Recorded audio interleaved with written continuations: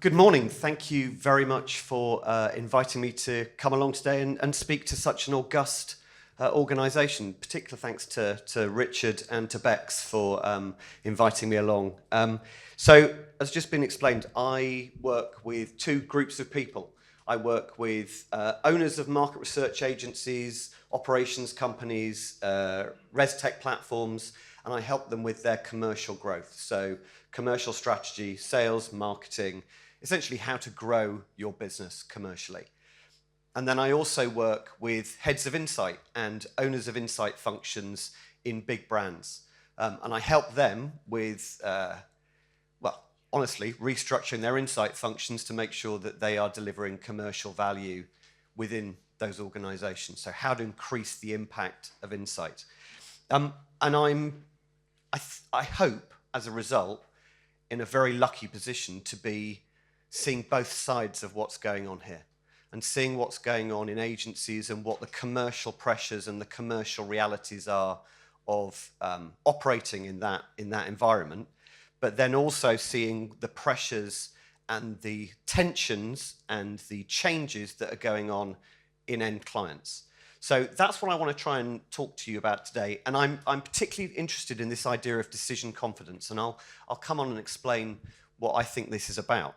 But if I can press the button, this is how I guess it might seem a bit at the moment. And there is, honestly, from the conversations that I'm having around the industry, this feels like there's a bit of an existential threat to the industry. And I have a huge amount of sympathy with that. But what I would say, and our challenge is, we need to adapt. We need to change. And the pace of adaptation and change that we need to make is, as Phyllis just said, above and beyond anything that I think we've ever experienced. I'm old enough to remember the dot-com boom. I was writing business plans for dot-com strategies back in 97, 98. And we hadn't got a clue then of what the impact of that was going to be. And there was a bit of, there was a big peak and then it dropped off. But actually, our worlds and our lives are all incredibly different now as a result of that experience.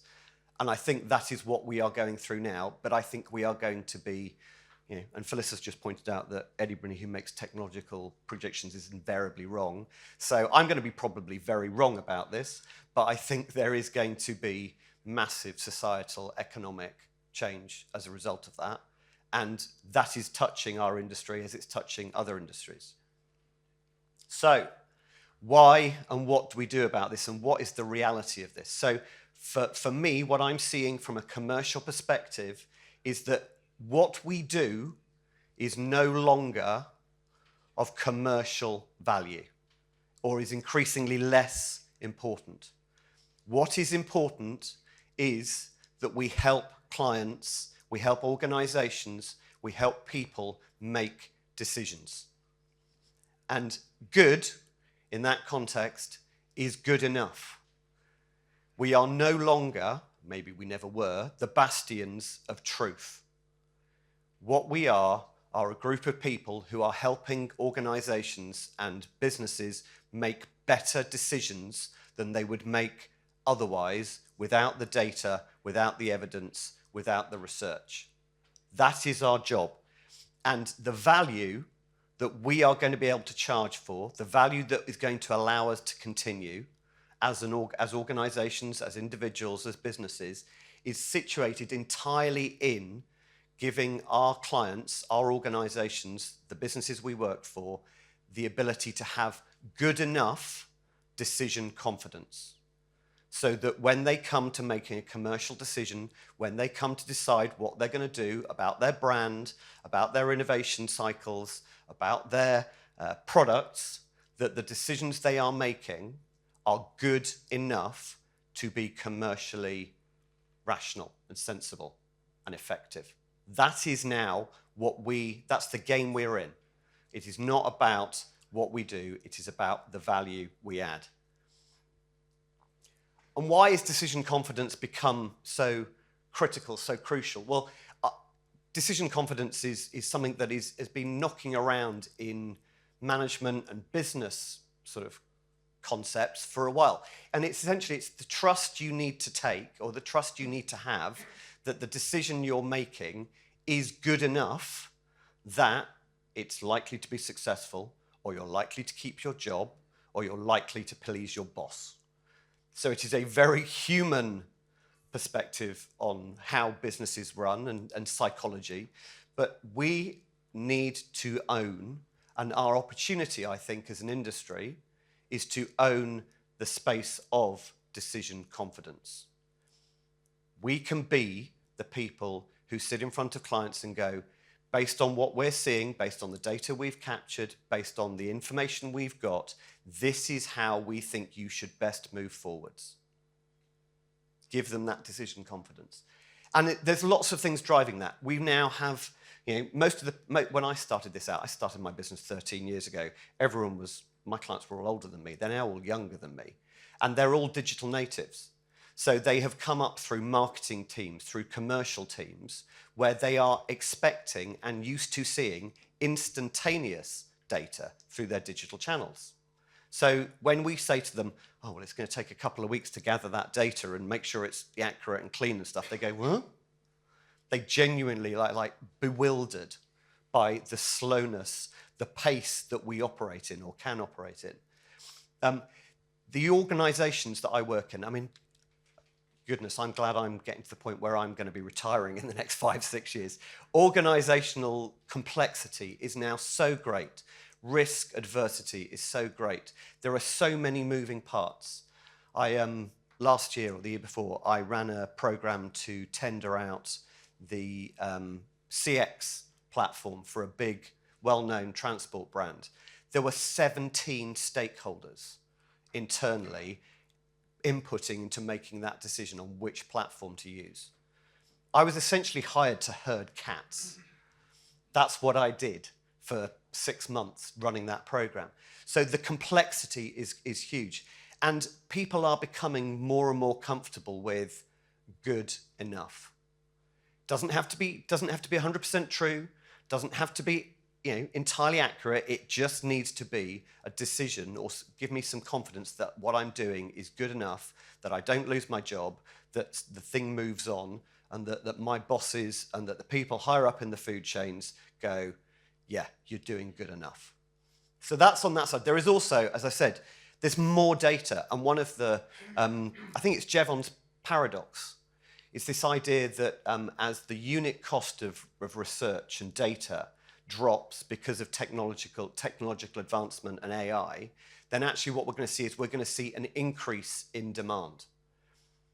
So what I'm seeing is I'm seeing more and more organizations sitting there going, we've got all this data. We've got all this complexity.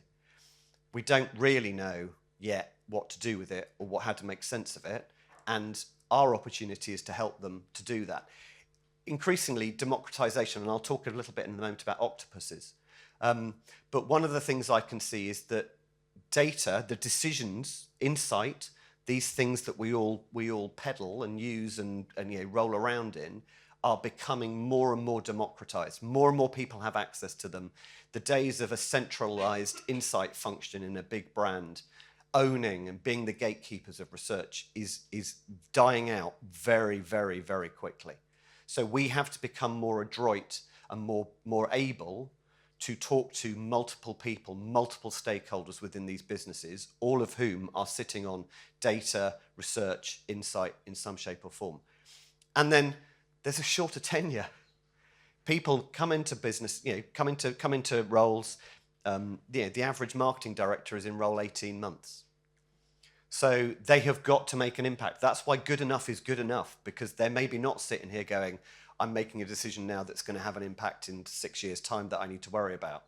They're sitting there going, I'm making a decision now because it feels like the right decision, and my boss is saying I've got to make a decision, and I'm not going to be around in 6 years' time to worry about it. So there is a short tenure. So we have got this increasing environment where insight is everywhere. There is data, there is insight, there is knowledge, confidence to act. What the heck do I do with this? How do I make these decisions?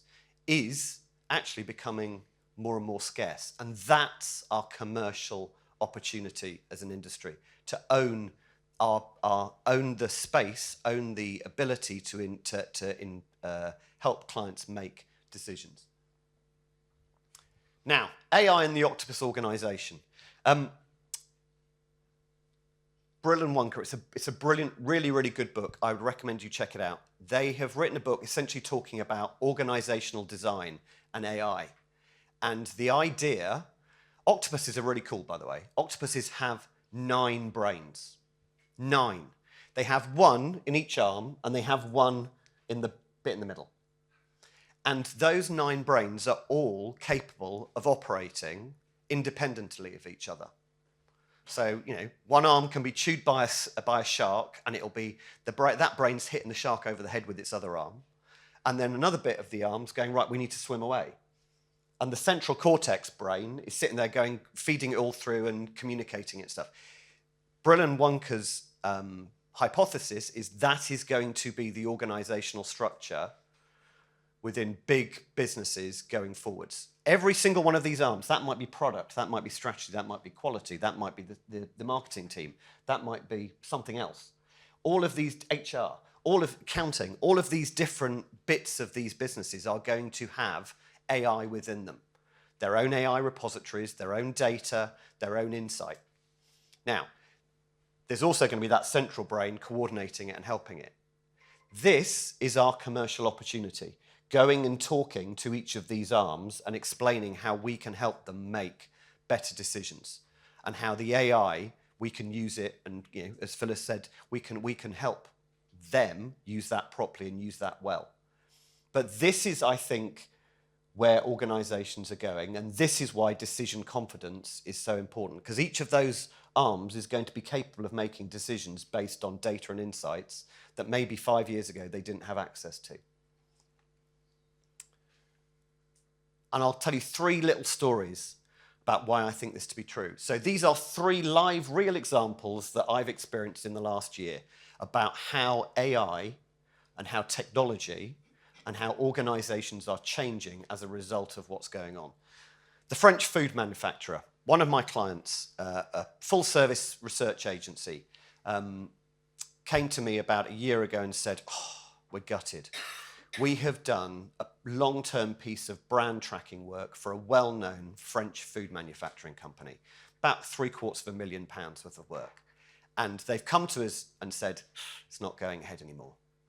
And the client's gone, it's not you, it's us. We're changing what we're doing. It's moving out of the insight function. Sorry, we'll keep in touch, and we still love you, but we ain't going to do this work. I then I was lucky enough to go on the Lions tour to Australia last summer. It's tough being a growth consultant. And when I was over there, I was talking to an old friend, an old colleague who I used to work with here in the UK at TNS back in the day, who's now out in Australia, works for a business called Accenture Song, which is the marketing services consultancy arm of Accenture. And he, over breakfast, was telling me about how they're going great guns and how they're integrating AI and how they're building in decision confidence through their management consultancies. And he told me about this new piece of work he'd just picked up, which was about a £750,000 piece of research and insight and consulting work for a well-known French food manufacturer, where they were doing research and insight, because Accenture Song has sucked up some research businesses, and then was putting that into Accenture Song's AI platform that they've spent about £1 billion developing. And then on top of that, they were offering high-level management consultancy services into the C-suite to tell that French food manufacturer how to use their brand and how to get more value from their brand. That is just one example of how our world is changing and how insight is moving up and how clients are still willing to pay for insight and research and information, but it's got to be far more related to these are the decisions that we make. Second one, the American farm business. I was lucky enough to be in the CEO Summit in Miami in January and was chatting there to the head of AI transformation and insight at Eli Lilly, the big pharma business. And he was telling me 4 years ago, the CEO of Eli Lilly stood up in front of everybody and said, right, our product cycle is 8 years. It's now going to be 4. We're going to halve the time it takes us to bring product to market. And what we are going to do is we're going to use AI to do that. And this chap had, unfortunately for him, well, fortunately for him, I'm not sure which, he was I think, in 2 minds, had picked up the remit of reconstituting, transforming his insight function across the whole of Eli Lilly. And what he was doing was, the historical way they'd done it was they did primary research up front, then they did some data and analytics, and then they might have done some consultancy at the end to reassure them they're making the right decisions. That has now been flipped entirely on its head, he claimed. So now what they do is they have their data repositories, they have their AI synthetic data, they have their knowledge management systems all plugged into the AI. And for a large number of decisions, they no longer do primary research. They mine, they exploit, they get good enough decisions for some commercial activities from that repository. And he said, and if we still want some reassurance, then we'll do the data and the synthesis and we'll do the analysis and we'll kind of model it and stuff. And then if it's a really big decision and we are still really wanting some reassurance and some confidence that we're doing the right thing, we will go out and do primary research. So it is completely shifted. So the good news of that is that if we can feed into that data repository with high quality, really, really great data, then that's a good commercial opportunity. If we can be the primary research engine at the other end, going in and doing evidence-based consultancy to say, right, based on this evidence, this is really what you should be doing on this commercial decision, that is also an opportunity. If we're in the middle, doing the data and the synthesis, there is also money to be made in them there hills. But that's another example. The third one, an online, I'm interested here, the views on synthetic. So an online community company, well known, I can't tell you who it is. They 3 years ago went, yeah, communities, don't think that's going to make any money going forwards. And the reason is that online communities are generally used for low-level commercial decision-making. It's, we want to ask a load of our customers or our consumers what they think about this thing here, a pack test change or a whatever it might be. And so 3 years ago, they made the decision, what we're going to do is we're still going to do online communities, but off those online communities, we're going to build synthetic communities. And we're going to start selling synthetic communities. Now, I'm not as clever as you guys. I don't know the validity or the statistical relevance of those, like your points about whether it flattens data and all the rest of it. Honestly, I've got no idea. All I know is that that business, 50% of its revenue is now synthetic data. And their aim is, within 2 years, it will be 90%. Now, that is a massive, massive shift in commercial reality. And clients, whether they should be or not, are going, ooh, that's really quick, it's really effective, it gives us good enough decisions, we absolutely will embrace that as an opportunity to buy. So, 3 examples. So, what does this mean for us? Well, first of all, there are some barriers to this, and I'm also minded of the fact you're all sensible, sane people, and you're going, yeah, but this is all very good, Paul, blah, blah, blah. There are definitely some reasons why this is not happening as fast as everybody might claim, and there's some things that will get in the way. We all just, humans, we're not as quick as the technology. It takes us time to adapt, to move, to change. The capability gaps are getting wider. Interesting enough, that Eli Lilly case, I then spoke recently to somebody who's in their insight function, somebody at a different level in the business is like, oh yeah, they talk about it. We still do loads of primary research. There is definitely barriers to this stuff. There is, the point about overselling and leading to erodes confidence. I think there is, organizational inertia. I mean, I spend a lot of my time at the moment working with agencies and end clients just on figuring out how to transform businesses. It's complicated when humans get involved. It's really annoying they've got emotions and they've got genders, and they don't all agree with each other. So those operating models do definitely lag and things. And and the point is, at the moment, no one owns decision confidence. But that's, I think, where our opportunity lies as an industry. So what do we need to do to adapt? Because I want to give you some practical sort of ideas and sense. So if you are a research agency, you need to change your business model. You need to be saying, we help you make commercial decisions. And those are led by evidence, and we are going to give you confidence. It's not about any longer, we do research. What we do is increasingly irrelevant. It's the impact and the value we generate as a result of that. And that means we need to create workflows that demonstrate that judgment and that trust. Because to Phyllis's point, judgment and trust are everything in this. So we need to create those workflows. The big consultancies are really good at this. We're all a bit sniffy about big consultancies, or generally within research, I hear, they sell it at high value and then it's cookie cutter and yada, yada, yada, yada. You know what? Clients love it, and they pay a lot more for it than they will pay us for doing what we do, because they can sit there and go, we've done it before, and we know it works, and it's a really effective process. And at the end of it, we're going to give you really good decisions. We need to build workflows that replicate and show that trust and build that judgment. And we need to develop, your point about the people is absolutely key to this.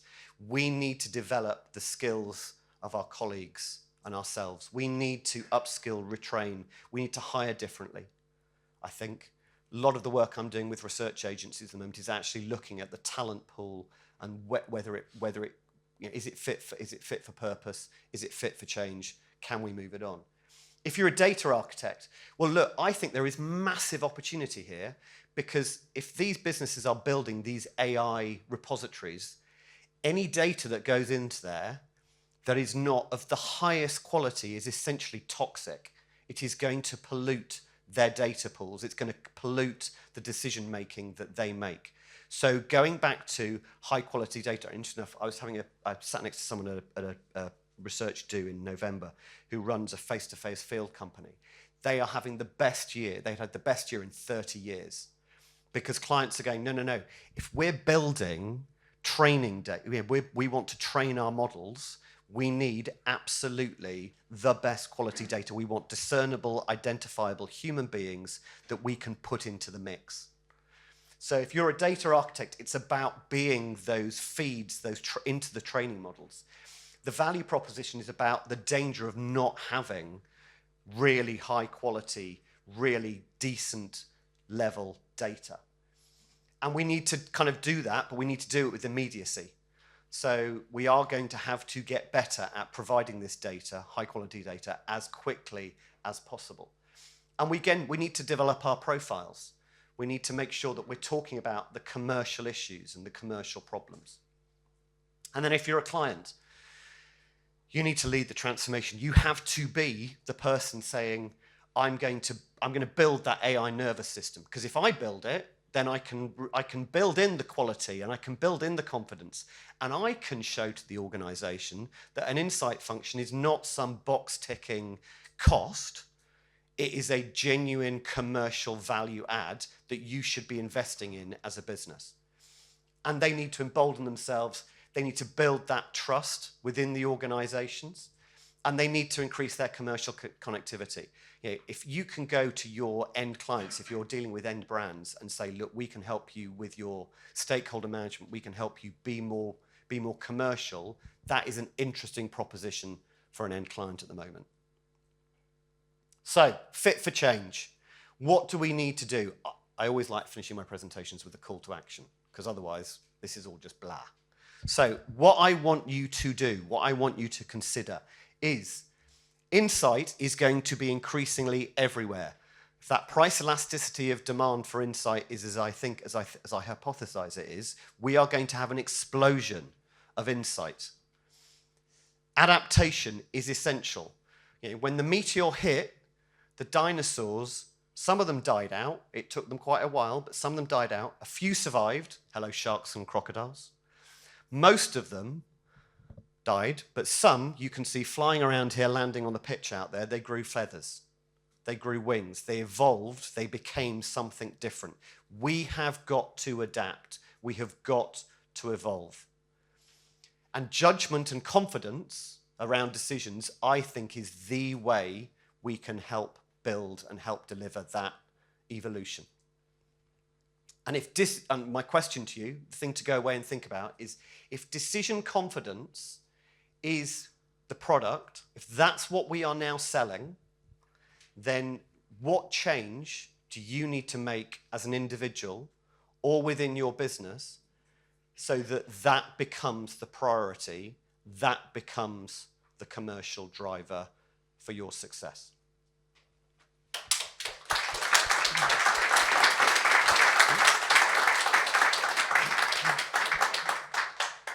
Thank you, Paul. That was exceptional. I'm going to ask you a question because I guess I can. I want to focus on when you put about the change, and on the left-hand side, the agency, which most of us, I guess, are related to agencies. If I'm a company and I am putting AI into my processes, I'm building my workflows, and I've got like 100 people in my company, what am I looking for from the people that probably aren't going to be doing what they do today, to know if those people are going to be the ones that I can bring in to do the things I need to do tomorrow? Or if not, who do I need to find and bring in who can do those things? I mean, it's such a great question, and I don't have the answer. I can tell you what I think at the moment. So you are going to need people who are highly curious. And we talk as an industry about, oh, we're terribly curious. I don't think we are. I think we lean in on data. I think we say we're curious, and then we go, no, actually what we do is we capture data. And we sometimes have the confidence to give advice based on data. We are not innately curious enough, I don't believe, about our clients, organizations, and businesses. So the successful research agency of the future, that full service research agency of the future, is going to have people who are deeply attuned to how their own business makes money and how they add value by giving decision confidence. They have to be acutely aligned to the commercial realities of their clients. They need to understand, have hypotheses, have opinions, for God's sake, about what their clients' businesses need to do, not just go, I don't know what the answer is, I'll go and get some data. So that is a big shift as an organization. I mean, essentially, I think we're going to have to become decision consultants. It's a horrible term, I don't like it, but I can't think of anything else to use it at talk at the moment. That is what we are going to become. We're going to be people who are capable of going and capturing and getting evidence, but understanding what that therefore means for our clients, or sitting in their data and their information and going, right, based on what I can see here, I think you should do this. So having an opinion, being curious, being attuned to the commercial realities of your clients, I think is going to be at the heart of whatever that looks like. Thank you, Paul. So John first. That's actually very thought-provoking. I'm going to challenge your underlying. I can think of about 50 different business models that could thrive under an AI environment. I mean, the area of, I think, a really interesting growth is servicing ideas and innovations and opportunities to grow in different dimensions. Is what, our ability to analyze data in new, fresh ways. We can have now more precise businesses focusing on particular aspects of that decision-making chain, not necessarily the actual decision. I mean, I really loved the thought-provoking nature of what you're saying, but I would open up the opportunities that AI affords us, not specifically on decisions alone. Look, I mean, I'm a consultant. My job is to make everything really simple.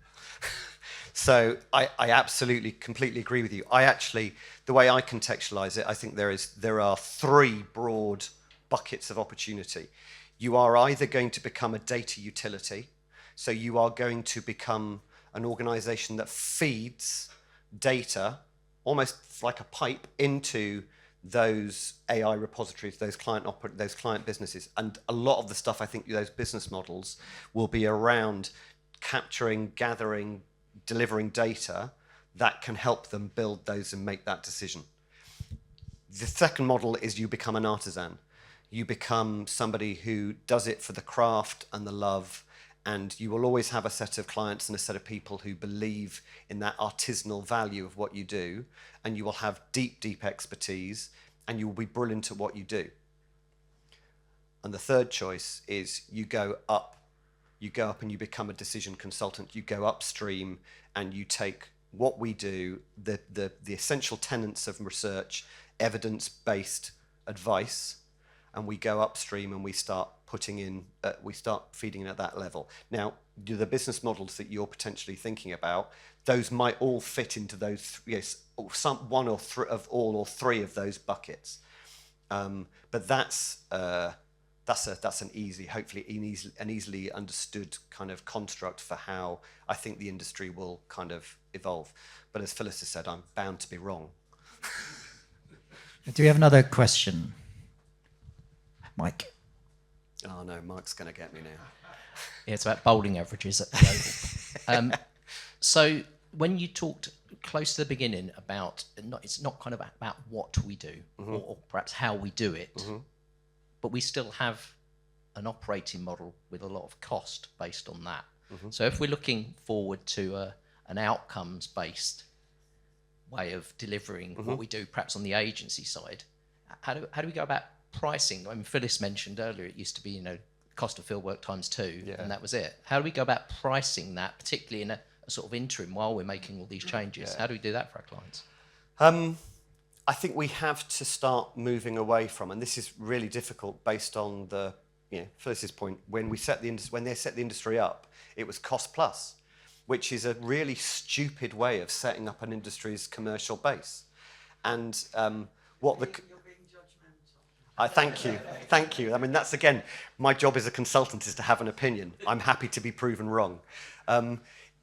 Cost plus is a silly commercial model. Always has been, always will be. You need to price on value and the value you generate.